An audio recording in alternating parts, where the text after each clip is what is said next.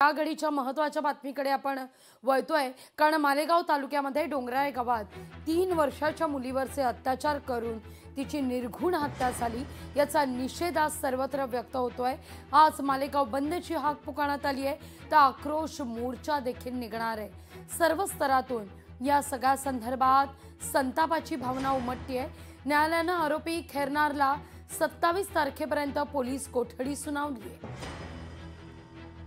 या सगळ्या विषयी बोलण्याकरता या कन्येचे काका राकेश दुसाने आपल्या सोबत थेट जोडले गेले आहेत। नमस्कार राकेशजी, मी कल्पना करू शकते या क्षणी तुमच्या कुटुंबाची काय मानसिक स्थिती असेल, काय परिस्थिती आज ओढावली आहे। खरं तर आता ही मुलगी, ही चिमुकली केवळ मालेगावची राहिलेली नाहीये, तर आमची झाली आहे, अवघ्या महाराष्ट्राची ही कन्या झाली आहे। मी एक स्वतः महिला आहे, मला ही बातमी वाचताना सुद्धा अत्यंत चीड येत होती, घृणा वाटत होती त्या इस्माची, आणि का कायदा कडक होत नाहीये या सगळ्या संदर्भात भावना उसळून येत होत्या। आज मात्र मालेगावमध्ये या सगळ्या संदर्भात बंद पुकारला जातोय, निषेध व्यक्त केला जाणार आहे। काय सध्या परिस्थिती आहे, काय तुमची मागणी आहे यावर? माझ्या कुटुंबाशी जी घटना घडली आहे, खूप निंदनीय घटना घडलेली आहे। माझ्या कुटुंबाला न सावरणारी ही गोष्ट आहे। ती घटना आहे, खूप निर्दयी आहे, क्रूरपणे अत्याचार झालाय माझ्या मुलीवर। त्यासाठी मी माननीय मुख्यमंत्री महोदयांना मी एक हे करतोय की मला लवकरच न्याय मिळाला पाहिजे, त्या नराधमाला फाशी झाली पाहिजे, लवकरात लवकर फास्ट ट्रॅक वरती घेऊन त्याला फाशी झाली पाहिजे। अनेकांनी तुमची भेट घेतलेली आहे, मी तुम्हाला विनंती करेन, आता या क्षणी तुम्ही जसे बसलात ती पोझिशन अतिशय योग्य आहे, तुमचा आवाज व्यवस्थित आमच्यापर्यंत पोहोचतोय। राकेशजी, मला हे म्हणायचं आहे की अनेक लोकप्रतिनिधी तुमची भेट घेत आहेत, कुटुंबियांची भेट घेत आहेत, रुपाली चाकणकर सुद्धा पोहोचणार आहेत, ज्योती वाघमारे दाखल झाल्या आहेत, त्यांनी देखील संवाद साधलाय। काय म्हणणं होतं त्यांचं, तुम्ही काय मांडलंय त्यांच्या समोर? मी तर मानलंय की एक छत्रपती शासन झालं पाहिजे, छत्रपतींच्या राज्यात या गोष्टी झाल्या नाही पाहिजे। आरोपीने सिद्ध केलंय की मी हा गुन्हा केलाय म्हणून, सर्व आहे तर मग विलंब का? जे सत्यता आहेत ते देखील आले, त्यांनाही बोललो की याला इन्काउंटर करा, नाही तर माझ्या गावात येऊन आणून त्याला फाशी द्या, तेव्हा कुठेतरी या गोष्टीला आळ बसणार आहे, वचक निर्माण झाला पाहिजे। माझ्या लेकीवर झालंय, आता पुढच्या कोणाच्याही लेकीवर असं व्हायला नको। तुम्हाला बोलतानाही अत्यंत त्रास होतोय, भावना तुमच्या मी समजू शकते राकेशजी। खरं तर तुम्ही थेट मागणी करताय की आरोपीचा एन्काउंटर करा, आणि मुळात जर आरोपीनं हा गुन्हा सिद्धच केलाय तर मग पुन्हा खटला किंवा सुनावणीचा घाट का, असं तुमचं म्हणणं आहे, बरोबर? या सगळ्या संदर्भात तुम्ही राज्याचे गृहमंत्री, मुख्यमंत्री यांची काही आगामी काळात भेट घेणार आहात का? आज मोर्चा निघतोय, आज संताप व्यक्त केला जातोय, यानंतर काय पाऊल असेल? जोपर्यंत त्याला फाशी किंवा इन्काउंटर होत नाही तोपर्यंत मी थांबणार नाही, तोपर्यंत मी मोर्चा हे ते करतच राहील। मी उपोषण करेल, न्यायालयासमोर विना अन्न पाणीचा मोर्चाही करेल, उपोषण करेल। उपोषणाला बसणार आहात तुम्ही, थेट म्हणताय या सगळ्या मुद्द्यावर? किती दिवसाचा अल्टिमेटम या सगळ्या कारवाई करता तुम्ही सरकारला देताय? आणि 11 दिवस दिलेले आहेत। आम्हाला प्रशासनाने सांगितलंय की जे काही आहे त्याच्यासाठी प्रोसेससाठी आम्हाला थोडा कालावधी द्या, प्रशासनाने सांगितलेलं। त्याच्यानंतर आमचं जर काही होत नसेल त्याच्यावर हम्म. मी स्वतः उपोषणाला बसेल. बिना अन्ना पाणीचा त्याग करेल. तिच्या सोबत माझाही जीव गेला तरी चालेल. लोकप्रतिनिधींकडून तुमच्याशी कोणी संवाद साधलाय? सरकारकडून कोणी संवाद साधलाय?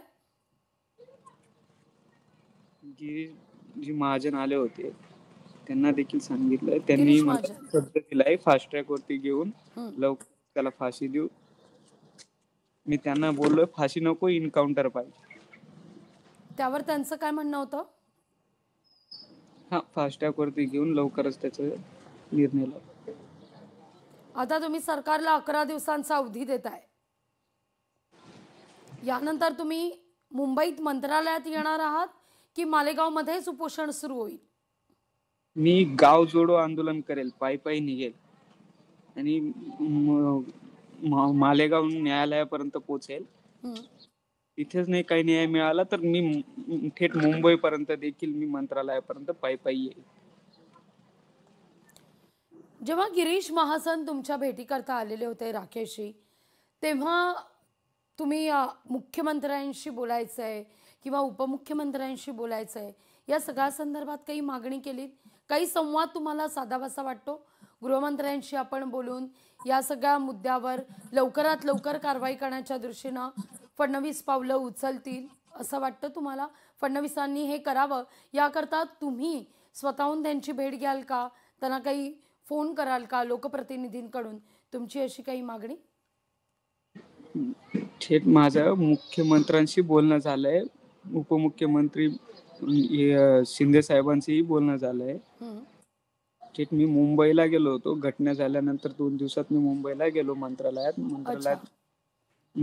त्यांनी पण मला एक आश्वासन दिलंय की त्याला फास्ट ट्रॅकला ती केस घेऊ आणि लवकरात लवकर फाशीची शिक्षा देऊ. बस एवढंच बोलले. जेव्हा तुम्ही मुख्यमंत्र्यांना भेटलात, उपमुख्यमंत्र्यांना भेटलात, नेमका काय संवाद झाला? काय तो घटनाक्रम सांगितला गेला? त्याची आणि तुमच्या कुटुंबियांची ओळख होती असं म्हटलं जात आहे आरोपीची, अशी देखील माहिती एक समोर आलेली आहे. या सगळ्याविषयी मुख्यमंत्र्यांना उपमुख्यमंत्र्यांना तुम्ही अवगत केलं, सांगितलं? ते एक गावातच होता आणि गाव छोटं असल्यामुळे सगळेच ओळखीचेच असतात. बरोबर. त्यांनी एक चॉकलेटचे आमिष दाखवून तिला घेऊन गेला. गल्लीत खेळत असताना त्यांनी एक कृत्य केलंय हे मी थेट मुख्यमंत्री साहेबांना बोललोय. अगदी राकेशजी, आपण अगदी पहिल्या दिवसापासून जेव्हा नाशिकमध्ये मृतदेह पोस्टमॉर्टम करता गेलेला तेव्हा देखील आपण दोघांनी संवाद साधलेला होता. तुम्ही लोकशाही मराठीशी संवाद साधलेला होता. आता या कन्येच्या माऊलीची परिस्थिती नेमकी कशी आहे? आईची तब्येत कशी आहे? कारण ती दृश्य फार अंगावर येणारी होती. त्या माऊलीचा आक्रोश फार अंगावर येणारा होता. अगदी वाढवलेलं लेकरू असतं आपलं आणि जेव्हा ते असं अचानक निघून जातं तेव्हा मात्र ते न पचवणारं दुःख आहे. त्या माऊलीचं काय होत असेल याची कल्पना न केलेली बरी. राकेश, जी कन्येची आई आहे आणि आजी आणि आजोबा आहेत ते हॉस्पिटलमध्येच आहेत. त्यांच्यावर ट्रीटमेंट चालू आहे, IV चालू आहे.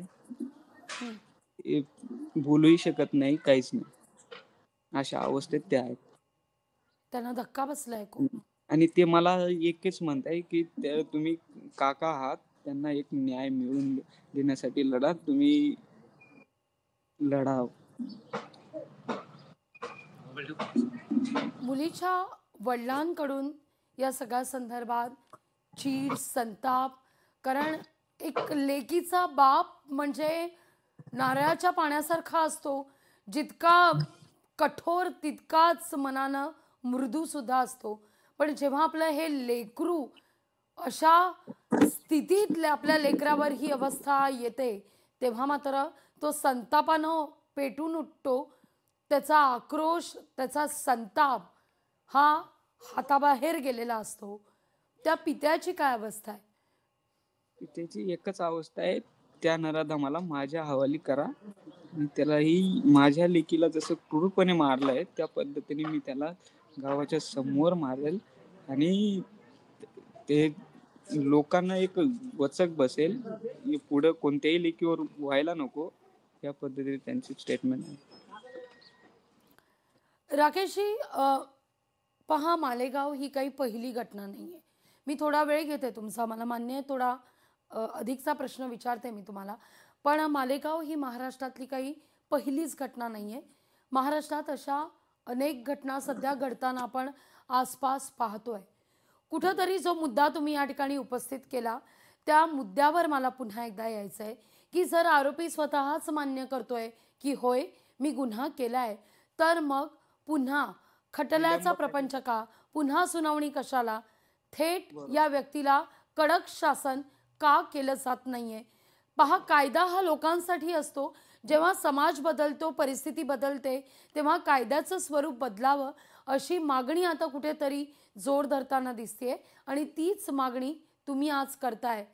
यावर मला भाष्य करायचं आहे. मी एक अशी मंत्री महोदयांची, सीएम साहेबांची एकच विनंती करतोय की यज्ञ या बालिकेच्या नावावरच एक कायदा व्हावा, तो की 10 ते 12 वर्षाच्या आतील ज्या मुली आहेत त्यांच्यावर जो लैंगिक अत्याचार होतो, क्रूरपणे अत्याचार होतो आणि आरोपी सिद्ध करतोय की मी हा अत्याचार केलाय, तर त्याचा एक न्याय बनला पाहिजे की याला म्हणजे याने आरोपी सिद्ध केल्यानंतर याला एन्काउंटर किंवा 3-4 दिवसात त्याची फाशी व्हायला पाहिजे. हे काम डायरेक्ट पोलीस स्टेशनच्या यांना सोपवलं पाहिजे की कोर्ट खटला हे नकोय. अगदी राकेशजी, लोकशाही मराठी सातत्यानं तुमच्या पाठीशी असेल. न्याय मिळवून देण्याकरता एक चौथा स्तंभ म्हणून आम्ही निश्चित तुमच्या समवेत असू. आमच्या सहवेदना आहेत, केवळ संवेदना नाही तर सहवेदना आहेत तुमच्या समवेत, आणि आम्ही निश्चित तुमच्या समवेत असू. आणि या सगळ्या घटनेला वाचा फोडण्याकरता तुम्हाला निश्चित लोकशाही मराठीकडून सहकार्य केलं जाईल. खूप धन्यवाद. तुम्ही तुमचा वेळ आम्हाला दिलात आणि या भावना व्यक्त केल्यात, त्याबद्दल तुमचे मनापासून आभार. मालेगावच्या या घटनेवर लोकशाही मराठीची देखील नजर कायम असणार आहे. या कन्येच्या काकांकडून सांगण्यात आलेलं आहे की आता खटल्याचा प्रपंच नको, सुनावणी नको, थेट फासावर लटकवा किंवा एन्काउंटर करा अशी मागणी या ठिकाणी कुटुंबियांकडून केली जातीये. पण या मागणी संदर्भात देखील आता सरकारकडून काय प्रत्युत्तर दिलं जाणार? आक्रोश मोर्चा आज मालेगावमध्ये निघतोय. कडकडीत बंद पाळण्यात आलेला आहे. इतकंच नाही तर या सगळ्या गोष्टी नाही झाल्या तर सरकारला आपण 14 दिवसांचा 11 दिवसांचा अल्टिमेटम दिलाय, मग मात्र आपण अन्यथा कुपोषणाला बसू असा एक इशारा सुद्धा या कन्येच्या काकांनी लोकशाही मराठीशी बोलताना दिलाय. लोकशाही मराठी ऐका, पहा, जागरूक रहा.